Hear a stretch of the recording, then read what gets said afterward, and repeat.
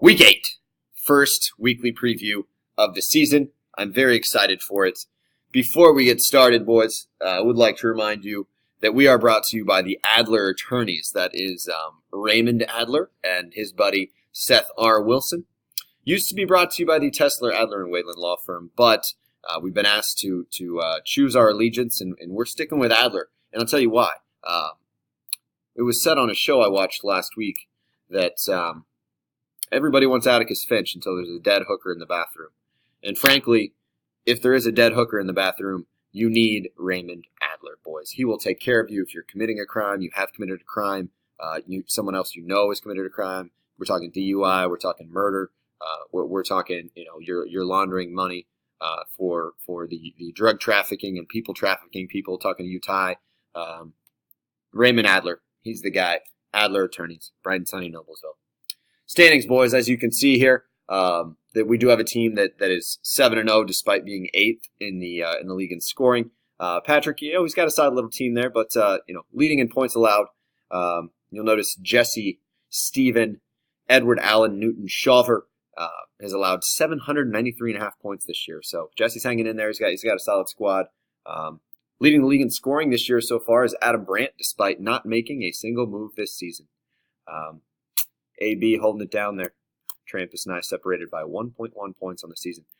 Boys, I would say, generally it takes 6 wins to get in the playoffs. So this year we do have some teams that have it's maybe not quite as competitive as it usually is at this point of the year. So it may take 7 wins, but you get in that 6-win range and you give yourself a shot. Let's go ahead and break down these matchups this week. Super excited. I think the middle of the season, especially those of you degenerates like I who play the DFS, it's a little bit clearer picture of what's going on.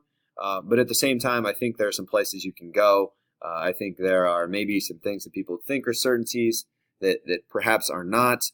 First matchup on my docket here is Team TD, Tyler's daddy, against the Couch Queen, Marcus Kelly. Good battle of bestie friends here, and I actually took some notes here.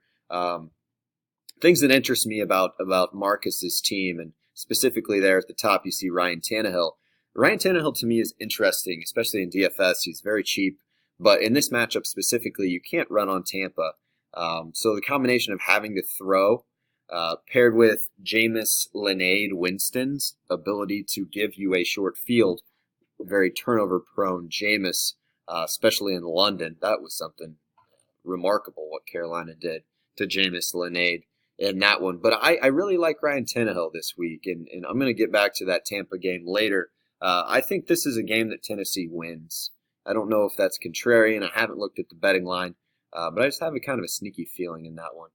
Taking a look at Mark's team here, I don't know who Irv Smith Jr. is. I've heard the name, don't know where he went to college, don't know much about him. But a couple things in this matchup. Mark's considering not rolling OBJ out there. That Cleveland offense has been a real problem. And then, paired with the matchup with New England, who's allowed 1 passing touchdown this year. I know they haven't played anybody, but that defense can straight ball. And then I'm without Adam Thielen. So Marcus without Dak this week. I think Ryan Tannehill will do just fine, Mayo. Be interesting to see what happens there with Corey Davis.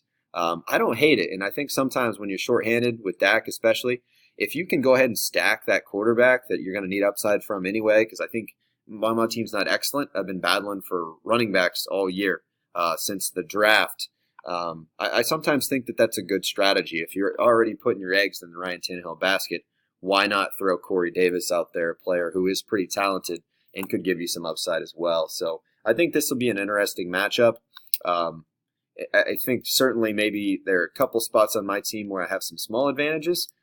Mark has 2 or 3 players who are capable of scoring 2 or 3 touchdowns in this spot. So I think at some point David Montgomery gets going. I don't know that it's this week at home against the Chargers, but I think that'll be a really, really competitive matchup.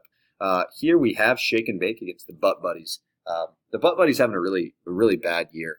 A couple players they drafted were really high on. Juju really hasn't been very good. Mike Evans has had a couple boom games, but overall not been very good. And again, we have a lot of interest this week in the preview in this Tampa Bay at Tennessee game, both for Mark, in this case for Danny and Ryan. I just don't love the upside of those Tampa receivers. You have to continue to play them. But I just think that's a game that Tennessee controls the clock and wins.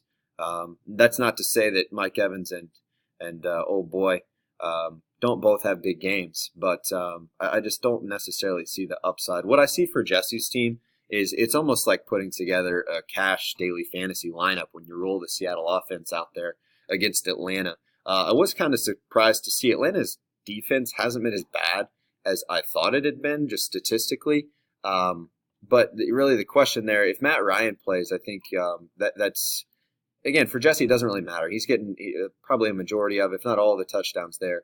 And that Seattle defense is playing better too. So I just think game script wise, again, Chris Carson's going to touch the ball 25 times. And then if Jesse gets a Russell Wilson to Tyler Lockett hookup, in addition to that, which he very likely could, that's just a situation where he's putting himself in a position to get so many just, you don't want to like to call them easy, but just so many pretty predictable touchdowns there. I think this kind of sets up for a big day for Juju on Monday Night Football off a bye week against Miami. But I just don't know that it's enough. I did make a note on Darren Waller. Just absolutely incredible what this guy's doing this year. He has 50 targets and 44 catches. Every week he has caught each target thrown his way but one. So every week he has one pass thrown to him, and one pass only that has not been caught. He's been consistent, and I just don't know why you don't throw him the ball every play. It's that dude, and I even wrote down, how do you fade him? Denver does have a third-ranked pass defense in the league. I'm very curious to see. The Colts have just been so darn good, and I just think to beat Denver, they kind of have one of those funnel defenses. I think it's a big Mac day, but frankly, I don't think Jesse needs T.Y. Hilton this week. I see Kenny Golladay getting back. I think Kenny Golladay and Jesse and I talked about it a little bit last week. I don't think either of us did it, but we did talk about the Kenny G and Marvin stack, and I think there is value to it if you do play DFS this week. And I also don't think, despite 4 touchdowns last week, that Marvin Jones is going to be super popular. Maybe I'm wrong there, but I think people are just going to kind of ignore that. And I think there's a large sample size to suggest that Marvin Jones gets hot and he's a really good player. Here we have Adam Foster against Trampus A. Whalen. Last week I did hear, I believe Colin Collins' show. I don't know. It's on one of the. I watched Fox Sports. It was on one of the Fox Sports shows.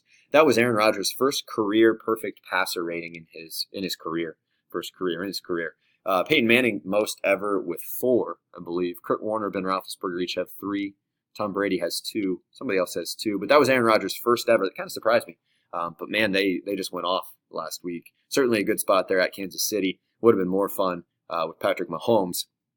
But this projection for Trampus' team, 116. Whew, it's high. Adam added Tyjon this week for $70. The Tyjon I know isn't worth $70, but this one's black and supposedly ran a 4.25 at his pro day. 4.25 at his pro day. I really like Ridley. I think there's a spot for Adam here soon, and I like both of his starting receivers. I think this is a week I'm rolling John Brown out there in DFS all day.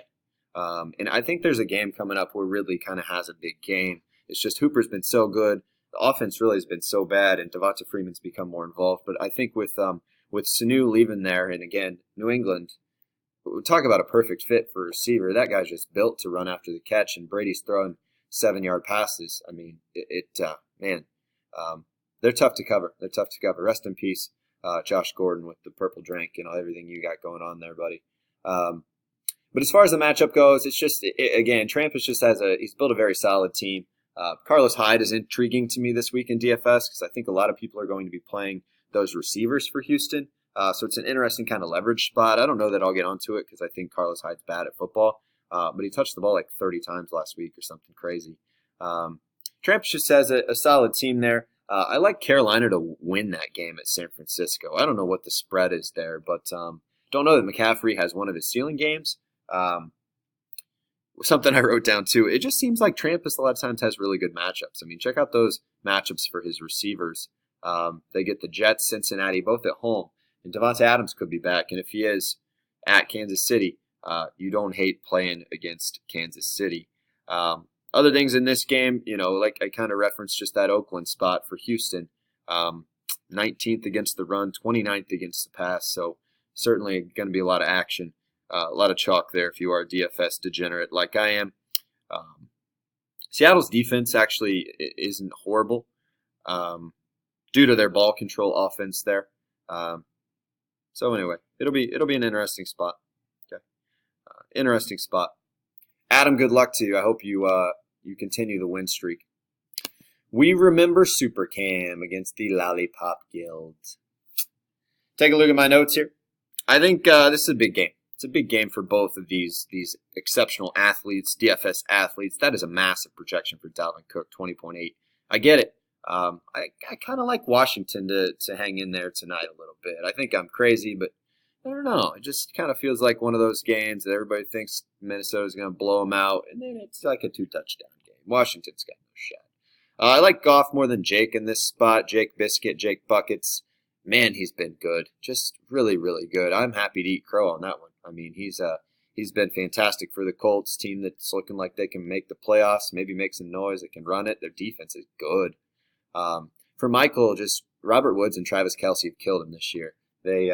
Travis Kelce especially, just even when Mahomes is in there, he really wasn't doing much. So, like I said, I think it's an important game. Terry McLaurin tonight, I kind of think, like I said, it's kind of a sneaky spot where I think it could be a better game than people think. Joe Mixon, man, that's just a garbage fire in Cincinnati. I feel so bad for everybody who watches that poor football team. You got Fitzmagic on Monday Night Football, D-gaffing all over the place out there. Steelers defense for Jason off a bye. This is a big game, like I said. I think it's going to come down to touchdowns. I think Michael has some positive regression coming his way with touchdowns. And, Jason's certainly a solid team there, but I don't see Alvin Kamara playing this week. But that's just me. I don't know why they rush him back against Arizona. It's a game you like to think they can win without him. By the way, Teddy Bridgewater just been balling for that team. That New Orleans team, they're a force out there in the NFC without question. Somebody's going to win sporting a Kittle Chubby against Team Overrated Beard. It's two gentlemen, despite being wonderful people, probably not going to watch the show. Touched on Marvin Jones earlier. Kind of like him in DFS. I don't think people are going to go back to that well. And I think I probably will, despite not being on it last week. And the Giants are terrible. They're going at Detroit. I know it's a high over-under in that game, so you would lead you to believe that the Giants can score. I just think they suck. I mean, I didn't love the QB pick when they made it. Danny had one good game, and people were going nuts. I think we've just kind of seen, and he's young, right? But he's turnover prone.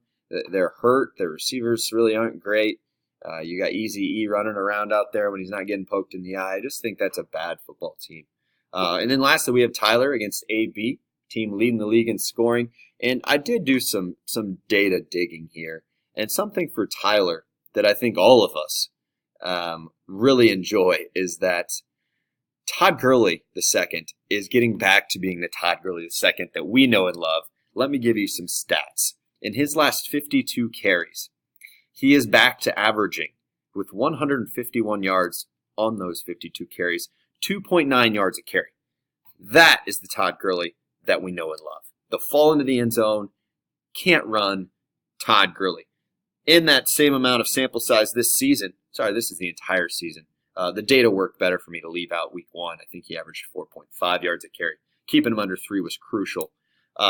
This season per reception, guys, so we're talking get him out in space, 5.4 yards per reception. But wait a second. The volume, and that's all we care about with Todd Gurley, is coming up, people. He had 20 touches last week, I believe. And what I'm trying to say is, Tyler, Todd Gurley is coming. Okay, he's still the Todd Gurley, the 2.9 yard per carry guy that we know and that we love. Other things, Tyler, for your team in this matchup, Michael Thomas is a monster. I don't think it matters that Patrick Peterson is out there. Move Michael Thomas around a lot. And again, Pat Peterson, he's going to move into the slot up. He probably even shadows Michael Thomas, but love the spot. I love Courtland Sutton. I know it's a tough matchup. On paper, kind of against Indianapolis, it's a slow ball control game, but I love Courtland Sutton in DFS. He's 6K. Throw him out there. He's a target monster. He's getting volume. Carson Wentz is terrible. But I tell you what, I kind of like Tyler in this game. I kind of like Tyler, and that is why I'm making him my Stone Cold Ironclad Lock of the Week, Week 8. Let's